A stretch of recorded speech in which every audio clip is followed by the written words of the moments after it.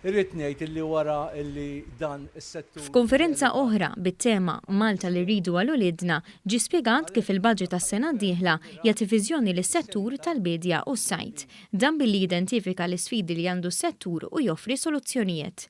Il-Ministru għall-Agrikoltura, s-Sajt u d-Drittijiet tal-Annimali, Anton Refalo, spjega li l-budget għas-sena 2022 għandu miżura importanti li tolqot lis-sidin tal-artijiet li jistgħu jidħlu f'arranġamenti mal-bdiewa li jridu jagħmlu bidja organika. Din tmur jitfit mal-miri tal-Unjoni Ewropea li jisqu kif kull stat membru għandu jmexxi l quddiem il-kunċett tal-organic farming. Dawk il-bdiewa illi għandhom l-art tagħhom biex tiġi kultivata jew addirittura hija sotto kultivata u ma tirrendix, aħna bħala gvern votajna mhux inqas minn 4 miljun euro għal din il-miżura fejn aħna sejrin ninċentivaw dawn il-bdiewa illi jagħmlu dik li tissejjaħ agroforesterija.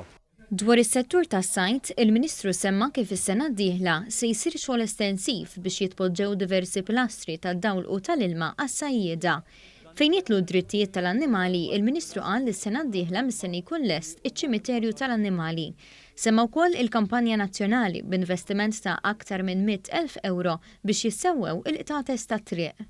Huwa pass importanti sabiex naraw kif aħna l-annimali aħna nagħmlu speċjalment il-qtates tagħna nagħmlu li huma strej nagħmluhom neutering. Fl-istess ħin sejrin nkomplu aħna nagħmlu dialogu, naħdmu id-fit mal-NGOs importanti, mal-Kunsilli Lokali għaliex aħna importanti illi jekk irridu dan is-settur jimxi l-qudiem aħna naħdmu fit mal-Kunsilli Lokali kif ukoll mal-NGOs.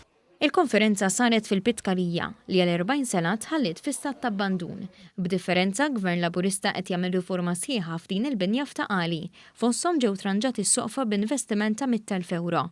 Il-Ministru ddeskriva l-miżuri li elenka bħala proposti importanti li sejħiju lis-settur tal-bidja u s-sajt għal-futur u jagħmlu wieħed ta' kwalità li jrendi u jkun sostenibbli.